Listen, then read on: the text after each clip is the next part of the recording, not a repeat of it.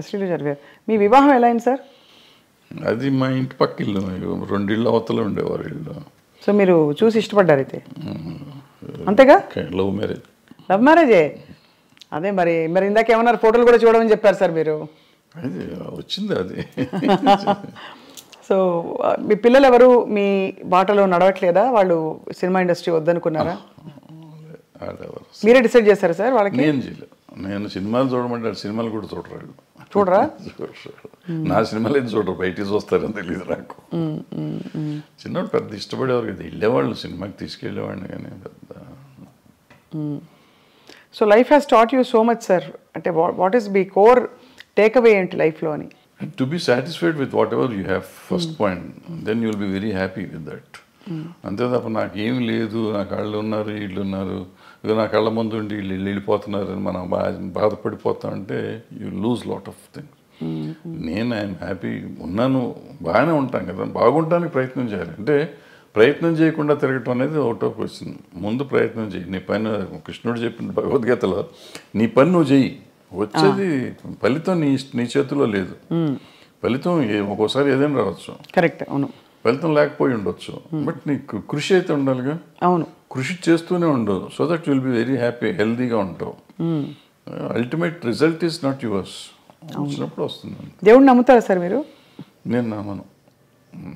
మరి కృష్ణుడు దేవుడు కాదా? అంటే ఆయన చెప్పిన భగవద్గీత నమ్ముతారు? ఏదైనా నమ్మటం అనేది ఏముందమ్మా దీంట్లో. ఆయన చెప్పింది ఇప్పుడు అందరూ ప్రపంచం అంతా నమ్ముతుంది కదా భగవద్గీతని. అందులో ఆయన చెప్పింది నేను చెప్తున్నాను. నేను చెప్పటం కదా, నేను ఏదో ఇదేం కాదు, అదే కదా అంటారు మన లైఫ్. జీవనసారం అంటారే, జీవనసారం అంతకంటే ఏముంది. మనం చేయాల్సింది చేయకుండా నాకు లేదు. ఇప్పుడు మనం చాలామంది సినిమా ఇండస్ట్రీలో ఉన్నాడు అంటారు, నాకు సినిమా ఇండస్ట్రీ నేను ఎవడు రమ్మన్నాడు? You choose your self. మీరు ఇక్కడికి వచ్చి దీన్ని కావాలని కోరుకుని ఏదో ఇస్తారంటే నువ్వు సాధించాలి. వాళ్ళు చిరంజీవి గారు, ఎన్టీ రామారావు గారు, నాగేశ్వరరావు గారు వీళ్ళంతా సాధించి వాళ్ళు గొప్పవాళ్ళు అయ్యారు. చాలా కష్టపడి ఉంటారు కదా సార్. ఇంత వాళ్ళలాగా వాళ్ళు వచ్చేసింది, వాళ్ళకి అంత వచ్చింది నాకెందుకు రాలేదంటే వాళ్ళలాగా నువ్వు ఏమైనా చేసావా? నువ్వు చేయలా. నువ్వు చేసింది చేస్తే నీ పరిధికి ఎంత ఉందో అంత పరిధి నీకు వస్తానే ఉంది. నీ టాలెంట్కి సంబంధించి ఇప్పుడు నేనున్నానమ్మా, నేను సినిమాల్లో 1 వేషం వేసి ప్రకాష్ రాజ్కి అంత ఇచ్చేస్తున్నారు, ఆడిని పెట్టుకుని నన్ను ఎందుకు పెట్టుకోలేదంటే నాకు పర్సనాలిటీ ఉంది కదా. ఆయన యాక్టరు, ఇవాళ దేశాన్ని ప్రపంచంలోనే ఆయన పేరు చెప్పుకునే అంత గొప్ప యాక్టర్ అతను. అవును, అతనిలాగా నేనున్నాను, ఒడ్డు పొడుగున్నాను, డైరెక్ట్ చేశాను, 2 సినిమాలు యాక్ట్ చేశాను, ఆయన పెట్టుకుంటారు నన్ను పెట్టుకోరని ఏడిస్తే నా ఆరోగ్యం చెడుతుంది తప్ప ఏం రాదు, పోదు, నాకేం రాదు. సో దిస్ కంపారిజన్ కానీ లేదంటే అసలు మనం వేరే కానీ ఆలోచించకుండా మనం చేయాల్సింది చేసుకుంటూ పోతూనే ఉండాలి. వచ్చినప్పుడు వస్తుంది. సార్ తెలుగు ఫిల్మ్ ఛాంబర్ ప్రెసిడెంట్గా మీరు వ్యవహరించారు. మూవీ ఆర్టిస్ట్ అసోసియేషన్లో మూవీ ఆర్టిస్ట్ మెంబర్ని కూడా కాదు అంటే కాదు, బట్ జరుగుతున్న మార్పులు పరిణామాలు, ఆర్ యూ సాటిస్ఫైడ్? అంటే ఒక as a senior film technician అంటే బేసిక్గా మనం అసలు మూవీ ఆర్టిస్ట్ అసోసియేషన్ అనే దాని గురించి పెద్దగా ఎక్కువ మాట్లాడుకోవటం అవసరం లేదు. ఎందుకంటే కంటే ఒక 800 మంది మెంబర్స్ దాంట్లో 200 మంది అసలు ఉన్నారో లేరో వాళ్ళకే తెలియదు. కానీ అంత ఢిల్లీ ఎలక్షన్ లెవెల్లో చేస్తారు కదా సార్. దాని ఊరికి చేసుకుంటారు, చేస్తారో అనవసరం, చేయాల్సిన అవసరం లేదు. అది ఈవెన్ ఛాంబర్ ఎలక్షన్ కూడా నేను మొన్న లాస్ట్ బిఫోర్ ఇయర్ ఎప్పుడు చేస్తే ఎందుకు చేస్తున్నారంటే దాన్ని పోయే కాలం వచ్చిందని తిట్టొచ్చారు, మీడియా ముందే తిట్టొచ్చాను ఆ రోజు. అంతే, మనకి ఏదో సరదాగా ఎలక్షన్ చేసుకోవాలి తప్ప దీంట్లో రూపాయి వచ్చేది లేదు ఎవరికి. ఫస్ట్ పాయింట్ మన టైం వేస్ట్. బట్ నువ్వు సర్వీస్ చేద్దామని వచ్చినప్పుడు డబ్బులు ఎందుకు ఖర్చు పెడతావు? నువ్వు చేసే సర్వీసే ఎక్కువ, సర్వీస్ చేస్తున్నావు. సర్వీస్ చేస్తానికి వచ్చి నువ్వు ₹1,00,00,000 ఖర్చు పెట్టి నువ్వు వస్తే నీ మోటివ్ ఏంటి? నీ మోటివ్ సర్వీస్ మోటివ్ కాదు. ఇంకా పవర్ వల్ల వచ్చేది కూడా ఏం లేదు. ఏముంటుంది పవర్ వల్ల? మ్యాక్సిమం ఎప్పుడన్నా చీఫ్ మినిస్టర్ ఇంకోళ్ళు పిలిస్తే మీటింగులకు పిలిచినప్పుడు వెళ్ళి కూర్చుంటే ఏమిస్తారు అక్కడ, అటుకులను జీడిపప్పు ఇస్తారు, అంతే, ఒక కప్పు కాఫీ ఇస్తారు. దానికోసం నువ్వు తాపత్రయపడతావు ఎందుకు? అంటే ఆల్రెడీ నీకు ఆ వాల్యూ ఉంది. నిన్ను ముఖ్యమంత్రి గారు పిలిచే లెవెల్ మీరు ఉన్నారు, ఆల్రెడీ పెరిగే ఉన్నారు. ఇవాళ దానికోసం కొట్టుకోవాల్సిన అవసరం లేదు కదా. ఏదో పిచ్చి పనులు అంతా. సో అయితే అదే బట్ వివాదాలు మాత్రం వారానికి ఒకటి వస్తుంది. Jani master issue, Raj Tarun Lavanya issue. అవన్నీ ఇప్పుడు ఇంతమంది ఉన్న ఇండస్ట్రీలో ఇష్యూస్ ఉంటా ఉంటాయి. ఆ ఇష్యూని మనం సీరియస్గా తీసుకోకపోవటం అనేది మనం ఆలోచించుకోవాలి. ఏదో ఉంటాయి ఉన్నప్పుడు దానికి పెట్టుకోవటం. సార్, మోహన్ బాబు గారి ఇంట్లో జరిగిన తగాదాలు ఏవైతేనా మీరు ఒక అంటే టెక్నీషియన్గా, సినిమా ఇండస్ట్రీ వ్యక్తిగా మీరు సమాధానించి చెప్పారా? ఎవరికి? ఆయనతోనా? ఆయనతో ఇది ఏదో అది పర్సనల్గా కదా. ఒకవేళ నేను మాట్లాడినప్పుడు నేను పబ్లిక్లో చెప్పకూడదు కదా. ఇప్పుడు నేను నిజంగా వాళ్ళ వెల్విషర్ని అయితే ఒకవేళ నేను వెళ్ళి అక్కడ ఏళ్ళు పెట్టుంటే, పెట్టానా లేదా అనేది తర్వాత సంగతి, పెట్టుంటే అక్కడ ఏం జరిగింది ఇక్కడికి వచ్చి ప్రమోషన్ కాదు. ఏం జరిగింది కాదు సార్, బట్ అసలు అంటే అది బాగా బహిరంగంగా అయిపోయింది కదా, వాళ్ళే మీడియాకి వచ్చారు.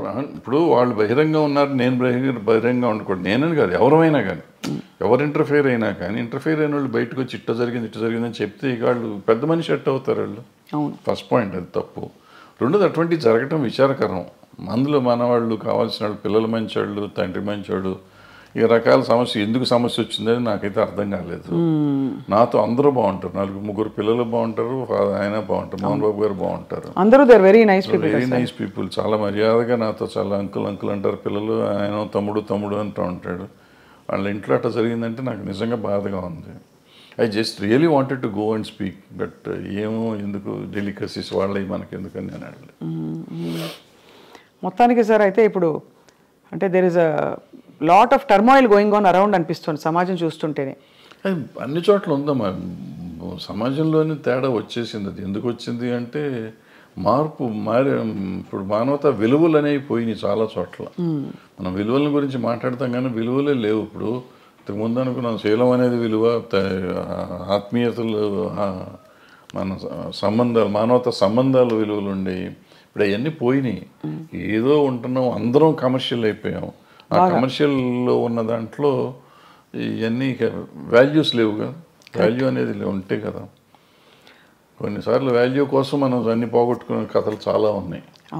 గౌరవం కోసం అన్ని చేయాలని చెప్పి, అటువంటిది ఇప్పుడు గౌరవం లేదు, తక్కువలేదు.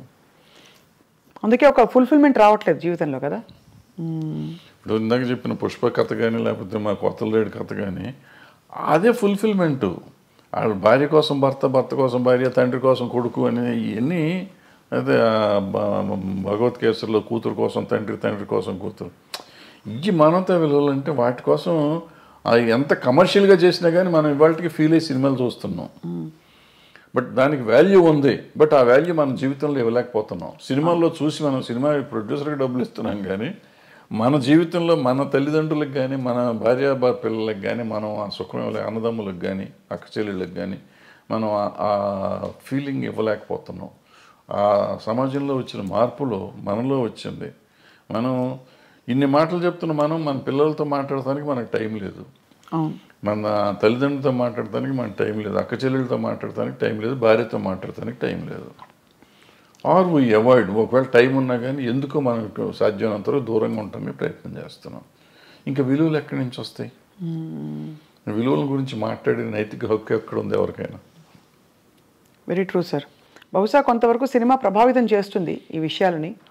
బహుశా అలాంటి కథలు వచ్చేసి క్లిక్ అయిపోతే ఆడియన్స్తో తప్పకుండా, ఎందుకంటే ఇంత పెద్ద పెద్ద సినిమాలు, ఇంత మార్పులు తెచ్చిన సినిమాలు మనుషుల్లో, సమాజంలో ఉన్నాయి. చెడు ప్రభావం చూపించిన సినిమాలు కూడా కొంత ఎంతో అంతో ఉండుంటాయి. నిజం చెప్పాలంటే నేను పుష్ప 2 చూడకూడదు అనుకున్నా. ఎందుకంటే బయట చెప్పిన మాటలు, అదేదో ఆ షెకావత్ మీద ఉచ్చబోస్తాడు, ఇటువంటి అన్ని విని ఇటువంటి పిచ్చి సినిమాలు చూడాలా మనం ఎందుకు అని చెప్పి చూడాలి. ఎందుకో చూద్దామని మనం పెట్టుకున్న ఫస్ట్ హాఫ్లో నాకు చిరాకుగా ఉండింది. ఫస్ట్ హాఫ్ చూస్తానికి నాకు took me about 5 hours first half చూడటానికి. ఇంటర్వెల్లో వెళ్ళి మెల్లిగా భోంచేసి వచ్చి కూర్చున్నాం. మళ్ళీ సరే చూద్దాం వద్దా 10 నిమిషాలు ఆలోచించి పెట్టినా డోంట్ బిలీవ్, ఆ 1:20 నిమిషాలు, 1:40 నిమిషాలు ఉంది ఆ సినిమా. మొత్తం కంప్లీట్ చూసి ఐ వాజ్ క్రయింగ్ యాక్చువల్గా. అంటే అక్కడ నీకు లైఫ్ ఉంది, అంతకుముందు లైఫ్ లేదు, అంతా ఏదో సినిమాలు కమర్షియల్గా ఉండేదంతా తీసాడు ఆయన. ఇక్కడ జీవితం తీశాడు. ఆ భార్యాభర్తల అనుబంధాన్ని చూస్తే నాకు అసలు పిచ్చెక్కిపోయింది. ఆ అమ్మాయి కోసం ఇతను తప్పన కానీ వేరే సీన్లో ఆ అమ్మాయి వాళ్ళని చాట్ చేసిన సీన్ కానీ, తర్వాత ఆడబిడ్డ కోసం ఇతను వెళ్ళి ఫైటింగ్ చేస్తున్నాడు. అంటే వాడు అంత పెద్ద డాన్ లాంటి వాడు వెళ్ళి లైఫ్ను పోగొట్టుకుంటున్నాడు, డబ్బును పోగొట్టుకుంటున్నాడు, ఎన్ని పోయినా పర్లేదు నాకు పిల్లలు కాపాడితే చాలనే ఫీలింగ్ తెచ్చా. అంటే మనలో కూడా ఒక ఆవేశం తీసుకురాగలిగాడు. ఖచ్చితంగా సార్. ఏసే నా కొడుకు అనే ఫీలింగ్ ఉంది ఆ సినిమా చూస్తానంటే. వదిలిపెడతావేంటారు నువ్వు అసలు అనే ఫీలింగ్ ఉండే. దీనికి తీసుకెళ్ళారంటే మనలో ప్రతి మనిషిలోనూ అంత ఎమోషన్ తీసుకురాగలిగితే బాగుంటుంది. అవును, సినిమా డబ్బులు ఇచ్చి సినిమా చూడటం కాదు, సినిమాతో పాటు మనం నేర్చుకోవాల్సింది అది. మనం అది వదిలిపెట్టేస్తాం. దాంట్లో వాడు స్మగ్లింగ్ ఎలా చేశాడు, ఎలా దొంగతనం చేశాడు, ఎవరిని చంపాడు, ఎలా చంపాడు, అల్లు అర్జున్ కత్తితో కొట్టాడా చంపాడా, ఇది ఆలోచిస్తాం. అల్లు అర్జున్ అనే క్యారెక్టర్ రష్మిక అనే క్యారెక్టర్ని ఎంత బాగా ప్రేమించాడు, రష్మిక అనే క్యారెక్టర్ అల్లు అర్జున్ అనే క్యారెక్టర్ని ఎంత బాగా ప్రేమించింది, అంటే నా క్యారెక్టర్స్ ఒరిజినల్ని అనేది మనం ఎవరిని ఆలోచిస్తున్నాం. Very very true sir. I think human values, relationships నిలబడ్డప్పుడే టోటల్ సక్సెస్ అని చెప్పచ్చు. సినిమాకి కావచ్చు, జీవితాల్లో కావచ్చు.